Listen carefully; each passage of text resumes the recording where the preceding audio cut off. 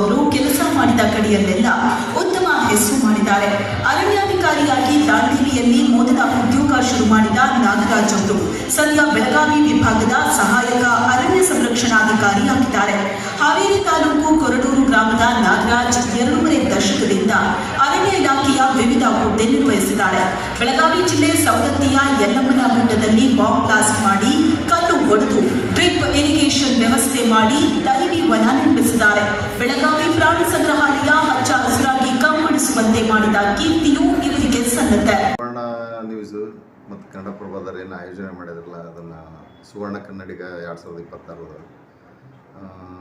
ನನಗೆ ಭಾಳ ಖುಷಿ ಆಯಿತು. ಏನಂತಂದ್ರೆ ಅವರು ಒಳ್ಳೆ ಸಾಧಕರನ್ನ ಹುಡುಕ್ತಾ ಇದ್ದಾರೆ ದೇಶದಲ್ಲಿ, ರಾಜ್ಯದಲ್ಲಿ ಮತ್ತು ಇಂಟರ್ನ್ಯಾಷನಲ್ ಲೆವೆಲಲ್ಲಿನೂ ಅದ್ರ ಬಗ್ಗೆ ಒಳ್ಳೆಯ ಅಭಿಪ್ರಾಯ ಇದೆ. ಆ ಅವಾರ್ಡ್ ಬಗ್ಗೆ ಅದನ್ನು ತೊಗೊಂಡಿದ್ದು ಅದನ್ನು ಅವರು ಸೆಲೆಕ್ಟ್ ಮಾಡಿದ್ದು ಅವಾರ್ಡ್ಗೆ ನನಗೆ ಎಲ್ಲೆಲ್ಲದು ಖುಷಿ. ಅವಾರ್ಡನ್ನು ನಾನು ನನ್ನ ನೆಚ್ಚಿನ ಆತ್ಮಮಿತ್ರರಾದಂಥ ಚನ್ನವೀರ ಮಹಾಸ್ವಾಮಿಗಳ ಪಾದಕ್ಕೆ ಅರ್ಪಿಸಕ್ಕೆ ಬಯಸ್ತೇನೆ. ನನ್ನ ತಂದೆ ತಾಯಿ ಆಶೀರ್ವಾದ ಮತ್ತು ನನ್ನ ಗೆಳೆಯಂದರ ಇದು ಬ್ಲೆಸ್ಸಿಂಗ್ಸು ಮತ್ತು ನನ್ನ ಮೇಲಾಗಿ ನನ್ನ ಕುಟುಂಬ ಮತ್ತು ನನ್ನ ಇಲಾಖೆ ಇದೆಲ್ಲನೂ ಹೆಮ್ಮೆ ಪಡ್ಬೇಕು. ನಾನು ಒಳ್ಳೆ ಇದು ಸಿಕ್ತು ನನಗಂತಂದೇಳಿ. ಹಾವೇರಿ ತಾಲೂಕು ಕೊರಡೂರು ಗ್ರಾಮ 1ರಿಂದ 7ನೇ ತನಕ ನಾನು ಅಲ್ಲೇ ಕೊರಡೂರಾಗೆ ಕಲಿತೆ. ಹೊಸರತಿ ಹೈಸ್ಕೂಲು ನಾನು ಹೊಸರತಿ ಜಿ ವಿ ಹೇಳಿಕೆರೆ ಇದರೊಳಗೆ ಕಲಿತೆ. ಸೆಕೆಂಡ್ PUC ಇಲ್ಲೇ ಹಾವೇರಿಯಲ್ಲಿ. ಆಮೇಲೆ ಡಿಗ್ರಿ ನಾನು PC ಜಾಬಿನಲ್ಲಿ ಮಾಡಿದೆ. ಬಾಲ್ಯದ ನೆನಪಂದ್ರೆ ಇವ್ರು ಸರ್ ನಾವು ಎಲ್ಲ ಬಾಲ್ಯದ ಸ್ನೇಹಿತರು. ನಾವು ಬಾಲ್ಯದಲ್ಲಿ ಭಾಳ ತುಂಬ ಕಷ್ಟ ಇವರಿಗೆ. ನಾವು ಇವೆಲ್ಲ ಎಷ್ಟು ಕಷ್ಟ ಅಂತಂದ್ರೆ ಒಂದು ಹೊತ್ತು ಊಟ ಮಾಡಿಬಿಟ್ರೆ ಅದೇ ಅವತ್ತು ಒಂದು ದಿವ್ಸ ಮುಗಿದು ಬಿಡೋ ಅನ್ನೋಂಥ ಜೀವನ ಇತ್ತು ನಮ್ಮೆಲ್ಲ. ಖುಷಿ ಅಂತಂದ್ರೆ ಅವರು ಒಂದು ಹೈಸ್ಕೂಲ್ ಹೆಡ್ ಮಾಸ್ಟರ್ ಆಗ್ಯಾರ ಅಂತಂದ್ರೆ ನಮ್ಗೆ ಎಲ್ಲಿಲ್ಲದ ಹೆಮ್ಮೆ. ನಾ ಇದ್ದಲ್ಲಿಗೆ ಬಂದು ನನಗೆ ಸನ್ಮಾನ ಮಾಡಿದ್ದು ನನಗೆ ಭಾಳ ಖುಷಿ ಆಯಿತು. ಎಲ್ಲಿಲ್ಲದ ಸಂತೋಷ ಆಗಿದೆ. ತಮ್ಮ ಒಂದು ಸೇವೆ, ಸಾಮಾಜಿಕ ಕಳಕಳಿ ಯಾವಾಗಲೂ when you was a child ಈ ಸ್ಟಿಲ್ ಮೇಂಟೈನ್ ಈಸ್ ಹಂಬಲ್ನೆಸ್. ಈಗಲೂ ಕೂಡ ಅದನ್ನು ಹಂಬಲ್ನೆಸ್ಸು, ಸಮಾಜ ಕಳಕಳಿ, ದೀನ ದಲಿತರಿರ್ಬೋದು. ನಮ್ಮ ಪೂರ್ವ ಭಾಗದ ಹೊಸರತಿ ಭಾಗದಲ್ಲಿ ಯಾವುದೇ ಒಂದು ಬಡ ಕುಟುಂಬದ ಏನೇ ಒಂದು ಸಮಸ್ಯೆ ಬಂದರೂ ಕೂಡ ಅವನಿಗೊಂದು ಫೋನ್ ಹೋದ್ರೆ ಸಾಕು, ನಾನು ಇದೀನಿ ಎದುರುಬಾರ್ದಂತಕ್ಕಂಥ ಎಷ್ಟೋ ಆತ್ಮಸ್ಥೈರ್ಯವನ್ನು ತನ್ನ ಆತ್ಮೀಯ ಗೆಳೆಯರಿಗೆ ಜೀವನ ಕಟ್ಟಿಕೊಡ್ಲಿಕ್ಕೆ ಎಷ್ಟೋ ಸಹಾಯ ಮಾಡೋದು. ಇವರು ಹೇಳಿಲ್ಲ ನನಗೆ, ಬಟ್ ಐ ವಾಸ್ ಲರ್ನ್ಡ್. ನಾನು ತಿಳ್ಕೊಂಡಿದ್ದೀನಿ. ಒಳ್ಳೆ ಆತ್ಮೀಯ ಇದೇ ಹಂಬಲ್ ನೇಚರ್ ಇರಲಿ, ದೇವರು ಒಳ್ಳೇದು ಮಾಡಲಿ, ಉತ್ತರೋತ್ತರವಾಗಿ ಬೆಳಗ್ಗೆ ಅಂತೇಳಿ ಭಗವಂತನ ನಾವು ಪ್ರಾರ್ಥಿಸ್ತೀವಿ. 2001ರಲ್ಲಿ ನಾನು ಅರಣ್ಯ ಇಲಾಖೆಗೆ ಸೇರಿದೆ. ಅಂದರೆ ಈಗ ಸರಿಸುಮಾರು 25 ವರ್ಷ ಆಯಿತು ನಮ್ಮದು ಅರಣ್ಯ ಇಲಾಖೆಗೆ ಸೇರಿ. ಉತ್ತರ ಕನ್ನಡ ಜಿಲ್ಲೆ ದಾಂಡೇಲಿ, ಹಳಿಯಾಳ, ತಿನ್ನೇಘಾಟ್ ಅಲ್ಲೆಲ್ಲ ಮಾಡಿದೆ. ಆಮೇಲೆ ಬೆಳಗಾವಿಗೆ ಬಂದೆ ನಾನು 2008ರಲ್ಲಿ. ಬೆಳಗಾವದಲ್ಲಿ ಸುಮಾರು 2020 ತನಕ ಅಲ್ಲೇ ಇದ್ದೆ. 2020ಕ್ಕೆ ನಾನು ಆನ್ ಓನ್ ಪೇ ಸ್ಕೇಲ್ ಮೇಲೆ ಬ್ಯಾಕ್ವರ್ಡ್ ಕ್ಲಾಸದ್ದು ಡಿಸ್ಟಿಕ್ ಆಫೀಸರ್ ಅಂತೇಳಿ ಬಳ್ಳಾರಿಗೆ ಹೋಗಿದ್ದೆ. ನಾನು ಅಲ್ಲಿ 1.5 ವರ್ಷ ಮಾಡಿದೆ. ಆಮೇಲೆ ಬೆಂಗಳೂರು ಅರ್ಬನ್ ಡಿಸ್ಟಿಕಲ್ಲಿ 6 ತಿಂಗಳು ಮಾಡಿದೆ. ಮತ್ತು ವಾಪಸ್ ನಾನು ಮಾತೃ ಇಲಾಖೆಗೆ ನಾನು ಬಂದ ಮೇಲೆ ಖಾನಾಪುರ ಬಂದೆ. ಈಗ ನಾನು ಬೆಳಗಾವದಲ್ಲಿ ACF ಅಂತೇಳಿ ಬೆಳಗಾವದಲ್ಲಿ. ತುಂಬ ಧನ್ಯವಾದಗಳು. ನಮ್ಮ ಹಾವೇರಿ ಜಿಲ್ಲೆಯ ಹೆಮ್ಮೆಯ ಸುಪುತ್ರ ನೀವು. Thank you. ನಿಮ್ಮ ಭವಿಷ್ಯದಲ್ಲಿ ಇನ್ನೂ ಉತ್ತರೋತ್ತರವಾಗಿರ್ತಕ್ಕಂಥ ಅಭಿವೃದ್ಧಿ ಕಾರ್ಯಗಳು ನಡೀಲಿ, ಸಾಮಾಜಿಕ ಕಳಕಳಿಯ ಚಿಂತನೆಗಳು ಜರುಗಲಿ. ಸಮಾಜಮುಖಿ ಕಾರ್ಯವನ್ನು ಮಾಡಿದ್ದಕ್ಕಾಗಿ ಇವತ್ತು ಸುವರ್ಣ ವಾಹಿನಿ ಮತ್ತು ಕನ್ನಡಪ್ರಭದವರು ನಿಮಗೆ ಹೆಮ್ಮೆಯ ಸುವರ್ಣ ಕನ್ನಡಿಗ ಅಂತಕ್ಕಂಥ ಪ್ರಶಸ್ತಿಯನ್ನು ನೀಡಿದ್ದಕ್ಕಾಗಿ ಇಡೀ ಹಾವೇರಿ ಜಿಲ್ಲೆಯ ಅಭಿಮಾನಿಗಳ ಪರವಾಗಿ ನಿಮಗೆ ತುಂಬ ಹೃದಯದ ಅಭಿನಂದನೆಗಳನ್ನು ಸಲ್ಲಿಸ್ತಾ ಇದ್ದೇವೆ ಸರ್.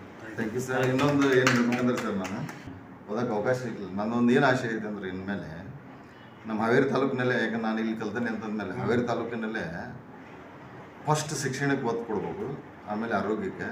ಹಾಗಾಗಿ ಶಿಕ್ಷಣಕ್ಕೆ ಅಂತಂದು ಹೇಳಿ ಏನು ನಾನು ಈಗ ಪ್ಲ್ಯಾನ್ ಮಾಡ್ತಾ ಇದ್ದೇನೆ ಅಂದರೆ ನಮ್ಮ ತಾಯಿ ಹೆಸರಲ್ಲೇ ಒಂದು ಟ್ರಸ್ಟ್ ಮಾಡ್ಬೇಕಂತ ಮಾಡಿದ್ದೀನಿ. Very good. ಟ್ರಸ್ಟ್ ಮಾಡಿ ಇಲ್ಲಿ ಹಾವೇರಿ ತಾಲೂಕಿನಲ್ಲಿ SSLC ಮತ್ತು PUCಯಲ್ಲಿ ಕಡಿಮೆ ಅಂಕ ತೊಗೊಂಡಂಥ ಏನು ಸರ್ಕಾರಿ ಶಾಲೆ ಏನದವಲ್ಲ, ಆ ಕೆಳಗಿನಿಂದ 20 ಇವನ್ನ ಶಾಲೆ ಮತ್ತು ಇವನ್ನ ಕಾಲೇಜಿನ ಆ ಟ್ರಸ್ಟಿಂದ ದತ್ತಕ್ಕೆ ತೊಗೊಂಡು ಅದಕ್ಕೆ ಎಕ್ಸ್ಟ್ರಾ ಕೋಚಿಂಗ್ ಕೊಟ್ಟು ಇದನ್ನು ಕೊಟ್ಟು ನಮ್ಮ ಹಾವೇರಿ ತಾಲೂಕು ಈ ರಾಜ್ಯದಲ್ಲೇ ಪ್ರಥಮ ತಾಲೂಕು ಅಂತಂದು ಹೇಳಿ ಬರುವಂಗೆ ಶಿಕ್ಷಣದಲ್ಲಿ ಯಾವಾಗಿದ್ರೂ ನಮ್ಮ ಹಾವೇರಿ ತಾಲೂಕು ಮೇಲುಗೈ ಆಗಬೇಕು ಶಿಕ್ಷಣಕ್ಕೆ ಅನ್ನೋದು ಒಂದು ಭಾಳ ಆಸೆ ಇದೆ. ಯಾಕಂದರೆ ನಾನು ಶಿಕ್ಷಣದ ಬಗ್ಗೆ ನನಗೆ ಅನುಭವಿಸ್ಬಿಟ್ಟೆ ನಾನು ಚಿಕ್ಕವನಿದ್ದಾಗ. ಹಾಗಾಗಿ ಶಿಕ್ಷಣ ಬೇಕೇ ಬೇಕು, ಅದಿಲ್ಲ ಅಂದರೆ ಯಾವುದೂ ಇಲ್ಲ ಈಗಿನ ಇದರೊಳಗೆ. ಇದು ಮಾಡೋಂಥ ಒಂದು ಇದು ಐತಿ. ನಿಮ್ಮೆಲ್ಲರ ಸಹಕಾರನ ಇರಲಿ. ಆ ಟೈಮಲ್ಲಿ ನಾನು ನಿಮ್ಮೆಲ್ಲ ಶಿಕ್ಷಕರನ್ನು ನಾನು ಅದ್ರ ಬಗ್ಗೆ ಕೇಳ್ಕೊಳ್ತೀನಿ. ಆ ಟೈಮ್ನಲ್ಲಿ ಬಂದು ನೀವು ಅವ್ರಿಗೆ ಎಕ್ಸ್ಟ್ರಾ ಕ್ಲಾಸ್ ಕೊಡೋದಾಗಲಿ, ಟ್ಯೂಷನ್ ಕೊಡೋದಾಗಲಿ ಎಲ್ಲ ನೀವು ಸಹಕಾರ ಕೊಡಿ ಸರ್. ನೀವು ಮಾಡ್ತೀವಿ ಅಂತಂತಂದ್ರೆ ನಾವು ಒಂದು IAS KS ಕೋಚಿಂಗ್ ಸೆಂಟರ್ ಕೂಡ ಮಾಡಿಬಿಡೋಣ. ಮಾಡೋಣ ಸರ್. ಒಳ್ಳೆ ನಮ್ಗೆ ಬಡ ಮಕ್ಕಳಿಗೆ ಹೆಲ್ಪ್ ಆಗ್ತದೆ ಸರ್. ಅದನ್ನು ಮಾಡೋಣ. ಈಗ ನಮ್ದು ಸ್ಟಾರ್ಟಿಂಗ್ ಉದ್ದೇಶ SSLC ಮತ್ತು PUC ಯಾರು ಕಡಿಮೆ ಅಂಕ ತಗೊಂಡಿರ್ತಾರಲ್ಲ, ಯಾವ ಕಾಲೇಜು ಸ್ಕೂಲ್ ಅದಾವಲ್ಲ, ಅವನ್ನ ಕೆಳಗಿಂದ 20 ಸ್ಕೂಲ್ ಫಸ್ಟ್ ಹಂತದಲ್ಲೇನ 20 ಸ್ಕೂಲ್ನ ಆಯ್ಕೆ ಮಾಡ್ಕೊಂಡು ಬಡ ಮಕ್ಕಳಿಗೆ ಅದು ಅನುಕೂಲ ಆಗಿರ್ಬೇಕು. ಯಾವುದು ಅವ್ರಿಗಿನ್ನ ದುಡ್ಡು ನಿರೀಕ್ಷೆ ಮಾಡ್ಲಾರ್ದ, ಏನೂ ಆಗ್ಲಾರ್ದ ನಮ್ಮ ತಾಲೂಕು ನಂಬರ್ 1 ಬರುವಂಥ ಒಂದು ಪ್ರಯತ್ನ, ಒಂದು ಸಣ್ಣ ಪ್ರಯತ್ನ ಇದು. ನನ್ನ ಒಬ್ಬನಿಂದ ಆಗ್ತೈತಿ ಅಂತಲ್ಲ, ನಿಮ್ಮೆಲ್ಲ ಶಿಕ್ಷಕರಿಂದ, ಈ ತಾಲೂಕಿನಾಗ ಇರೋದು ಎಲ್ಲ ಶಿಕ್ಷಕರಿಂದ ಆಗಲಿ ಅಂತ ಒಂದು ಒಳ್ಳೆ ಯೋಚನೆ. ಬಂಧುಗಳೇ, ಎಂತಹ ಸುದೀರ್ಘವಾಗಿರ್ತಕ್ಕಂಥ ಸುವಿಶಾಲವಾದ ವಿಚಾರಗಳನ್ನು ನಮ್ಮ ನಾಗರಾಜ್ ಸರ್ ಇವತ್ತು ಸಮಾಜಕ್ಕೆ ಅರ್ಪಣೆ ಮಾಡಿದ್ದಾರೆ. ಸಮಾಜ ನನಗೇನು ಕೊಟ್ಟಿದೆ ಅಂತಕ್ಕಂಥವ್ರೆ ಕೇಳೋರು ಭಾಳ ಮಂದಿ.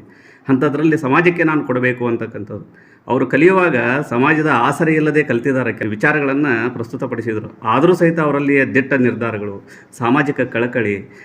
ಇವತ್ತು ನೋಡಿ ಭಗವಂತ ಎಂತೆಂಥ ವಿಚಾರಗಳನ್ನು ಕೊಟ್ಟಿದ್ದಾನೆ. ಸಾಮಾಜಿಕ ಕಳಕಳಿ ಚಿಂತನೆಯನ್ನು ಹೊಂದಿರತಕ್ಕಂಥ ನಾಗರಾಜ್ ಸರ್ ಅವರು ನಮ್ಮ ಶಿಕ್ಷಣ ಇಲಾಖೆಯಲ್ಲಿ ಒಂದೇನಾದರೂ ಹೊಸ ವಿನೂತನ ಕಾರ್ಯಕ್ರಮವನ್ನು ತರಬೇಕು ಅಂದಿದ್ದಾರೆ. ಹೀಗಾಗಿ ಶಿಕ್ಷಣ ಇಲಾಖೆಯ ಎಲ್ಲ ಅಧಿಕಾರಿ ವರ್ಗದ ಪರವಾಗಿ ಹಾಗೂ ಶಿಕ್ಷಣ ಇಲಾಖೆಯ ಎಲ್ಲ ಸಹೋದ್ಯೋಗಿ ಬಂಧುಗಳ ಪರವಾಗಿ ಅವರಿಗೆ ಮತ್ತೊಮ್ಮೆ ಕೃತಜ್ಞತೆಯನ್ನು ಸಲ್ಲಿಸ್ತಾ ಇದ್ದೇವೆ.